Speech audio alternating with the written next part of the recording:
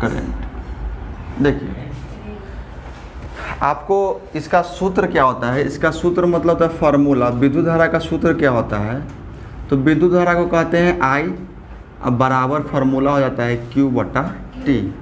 मतलब विद्युत धारा का सूत्र हो गया कि I बराबर Q बटा T। इसका मतलब यह समझिए कि विद्युत धारा किसे कहते हैं। इसका परिभाषा देखिए, हम लोग को परिभाषा याद नहीं करना है, परिभाषा को बनाना सीखना है। तो अब यहाँ से समझिए, इस सूत्र से हम लोग का परिभाषा निकल जाएगा। इसका मतलब होता है कि विद्युत धारा किसी भी ना तार के अंदर प्रवाहित होता है, यानी किसी भी चालक के अंदर ही विद्युत धारा प्रवाहित होती है। मान लीजिए यह एक तार है, जिस तार के अंदर क्या होगा, विद्युत धारा प्रवाहित होगा। अब मान लेते हैं कि यह एक चालक है, तो इस चालक के पूरा सिरा को हटा दीजिए और मेन इसको रखिए, ठीक। और इससे होकर के विद्युत धारा इधर निकलेगी, करंट इधर आएगी, विद्युत धारा निकलेगी। तो यह इसका मतलब हो गया कि I का मतलब क्या होता है, I बराबर विद्युत धारा, Q बराबर क्या होता है, आवेश, और T बराबर समय। इसका मतलब यह हो गया कि इसको हम कैसे लिख सकते हैं कि I बराबर Q बटा T। इसको बटा भी बोलते हैं, अगर यह तिरछा में हो गया तो इसको प्रति बोलते हैं, ठीक है। तो कहेंगे किसी चालक के अनुप्रस्थ काटीय भाग से, किसी चालक के अनुप्रस्थ काटीय भाग से प्रति एकांक समय में प्रवाहित आवेश को विद्युत धारा कहते हैं। समझ में आ रहा है? आप ध्यान से समझिए, विद्युत धारा किसे कहते हैं, तो किसी चालक के अनुप्रस्थ काटीय भाग से प्रति एकांक समय में प्रवाहित आवेश को विद्युत धारा कहते हैं। समझ में आया? किसी को दिक्कत? आगे बढ़े, पानी पी ले, समझिए।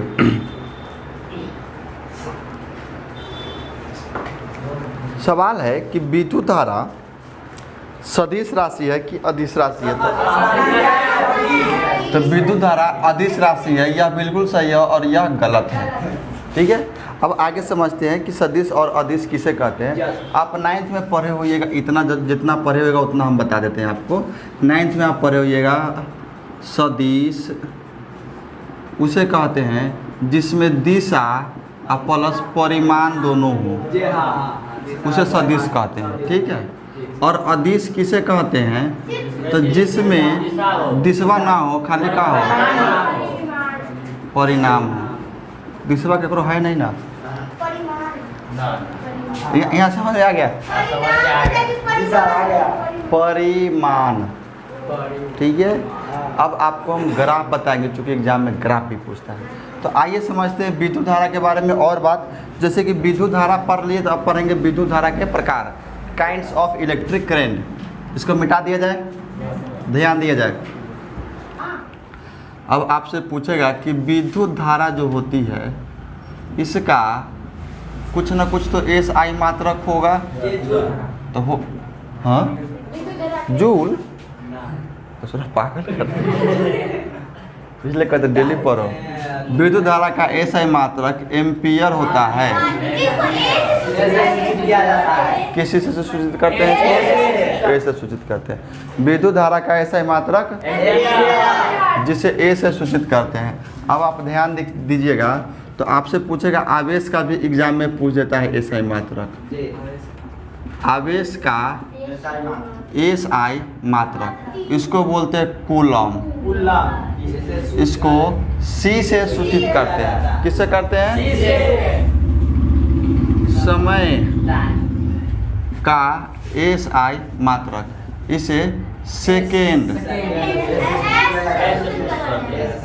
एस से सूचित करते हैं। यहाँ तक में किसी को कोई दिक्कत? चलिए अब आपसे हम पूछते हैं कुछ बात। आपको एग्ज़ाम में एक सवाल हर साल पूछते आ रहा है, और सवाल यह है कि 1 एम्पियर से आप क्या समझते हैं। अगर आपसे कहा जाए कि 1 एम्पियर को परिभाषित कीजिए, तो आप इतना बात ज़रूर याद रखिएगा कि विद्युत धारा में सबसे बड़ा कोई इकाई होता है, यूनिट होता है, तो वह एम्पियर का यूनिट होता है।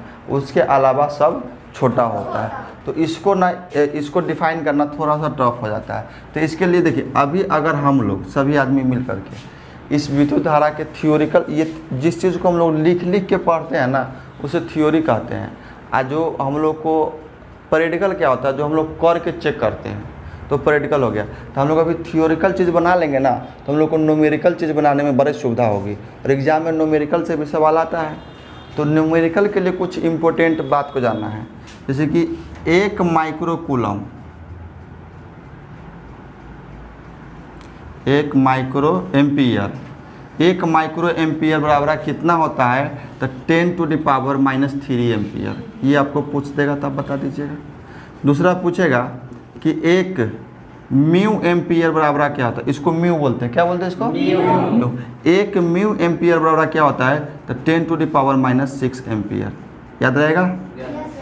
1 माइक्रो एम्पियर बराबर 10⁻³ एम्पियर, और 1 म्यू एम्पियर बराबर 10⁻⁻6 एम्पियर। समझ में आ गया।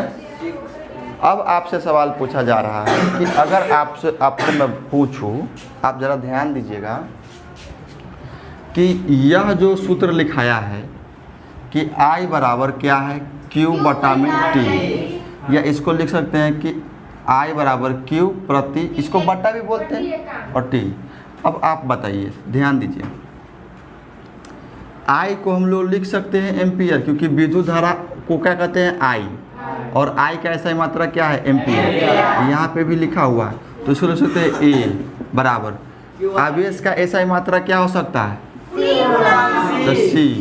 ऐसे प्रति कर देंगे, और समय है बटा में, देखिए T है, और समय का ऐसा मात्रा क्या होता है, तो 1 एम्पियर बराबर क्या साबित होता है, कूलम/सेकेंड। अब एग्जाम में पूछता है सवाल, फिक्स है कि पूछता है, मैट्रिक एग्जाम में हर साल पूछेगा कि 1 एम्पियर को आप परिभाषित करें, या 1 एम्पियर से आप क्या समझते हैं। आप क्वेश्चन उल्टा के इस बार का भी देख लीजिए, फिजिक्स में आपको दिख जाएगा। तो अब हम लोग समझेंगे कि 1 एम्पियर को हम लोग कैसे परिभाषित करते हैं। तो देखिए, 1 एम्पियर का मतलब होगा कि किसी अनुप्रस्थ काटीय भाग से, किसी अनुप्रस्थ काटीय भाग से प्रति एकांक समय में प्रवाहित आवेश, मतलब कूलम को क्या कहते हैं, 1 एम्पियर से परिभाषित करते हैं। मतलब देखिए, इसका मतलब यह हो गया कि कोई अनुप्रस्थ काटीय भाग है, ठीक है, इसे करंट जा रहा है।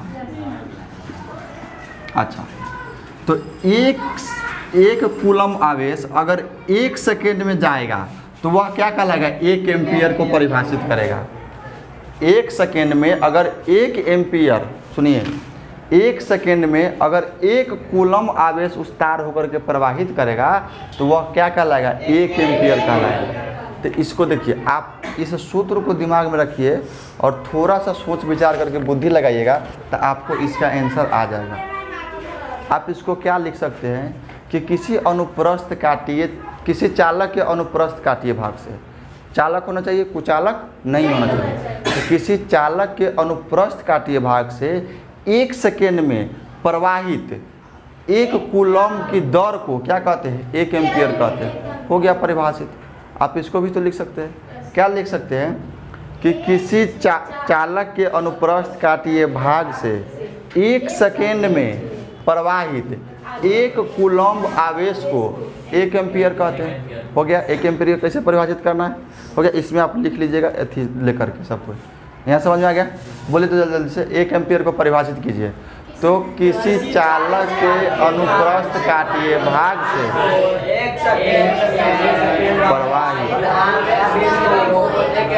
प्रवाहित 1 कूलम आवेश को 1 एम्पियर कहते हैं। 1 एम्पियर को परिभाषित करना सिखा रहे। कितना एम्पियर को? 1 एम्पियर। कोई नहीं बोलेगा, सिर्फ ध्यान देगा।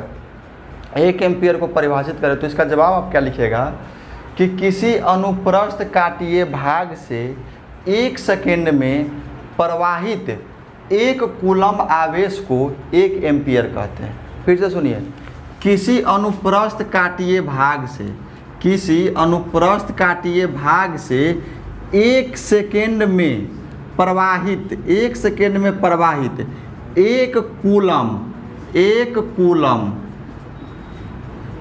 कूलम आवेश को 1 एम्पीयर कहते हैं। फिर से समझिए, किसी अनुप्रस्थ काटीय भाग से 1 सेकेंड में प्रवाहित, 1 सेकेंड में प्रवाहित 1 कूलम आवेश को 1 एम्पीयर कहते हैं। समझ में आया? बराबर क्या होता है? सॉरी गलती हो गया। 1 माइक्रो एम्पीयर बराबर क्या होता है? 1 म्यू एम्पीयर बराबर क्या होता है? इतना याद रहो, कराम जब सवाल आए तो लगे कि फुल टॉस आ रहा है। चलिए आपसे एक बार और चर्चा कर लेते हैं, 1 एम्पीयर बराबर क्या होता है। फिर से सुनिए, तो किसी अनुप्रस्थ काटीय भाग से 1 सेकेंड में प्रवाहित 1 कूलम आवेश को 1 एम्पीयर कहते हैं। समझ में आ गया? किसको किसको नहीं समझ में आया हाथ उठाओ। हम नहीं चाहते, देखो साइंस कभी भी रटने का विषय नहीं है, और तुम लोगों को अगर यह चैप्टर हमसे नहीं समझ में आएगा, हम लिख के देते सीतामढ़ी में जाओ 100%। अगर कोई पढ़ा के समझा के भेज देगा तो हम चैप्टर को ज़िंदगी में कहीं नहीं छुएंगे। सीतामढ़ी का बात करते हैं, सीतामढ़ी में और कोई पढ़ा सकता है तो तुमको 12th का टीचर पढ़ा सकता है, जेई मेंस का टीचर पढ़ा सकता है। अब मैट्रिक वाला सब ओका बोका से पढ़ाई होगा, क्वेश्चन आंसर लिखा के फेयर करवा देता है, उससे पढ़ाई होगा। चलिए आगे बढ़ते हैं मित्रों। आज तो मेरा बीपी हाई कर दिया हुआ। चलिए अब हम आपसे कुछ बात पूछते हैं, आप ध्यान से बताएंगे ज़रा हमको। बताइए तो, विद्युत धारा अभी क्या पढ़ रहे हैं? आई बराबर विद्युत धारा। बताइए विद्युत धारा यह सदिश राशि है या अदिश राशि?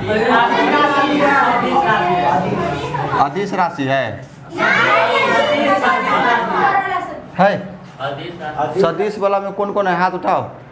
1 आदमी, 2 आदमी, 3 4 5, 5 उठा सदिश वाला में। अदिश वाला में कौन कौन है? बाकी सब, उसके अलावा ऑल। यही ना हो गया? चलो ठीक है। तो ये 5 गो है ना, होशियार नहीं, लंपट मूर्ख इसको बोलते हैं। बताइए विद्युत धारा हमेशा से अदिश राशि रहा है। आप लोग सुनिए, ध्यान दो, चुपो। क्लास 9th में पढ़े होइएगा कि विद्युत धारा कौन सा राशि है, तो विद्युत धारा अदिश राशि है। अब 9th में ना पढ़े होइएगा तो कहाँ से आएगा कुछ हो। और उससे भी हम बहुत दिन पहले पढ़ाए हुए हैं ये सब चीज़। पानी पिलाओ फिर आगे पढ़ाते हैं।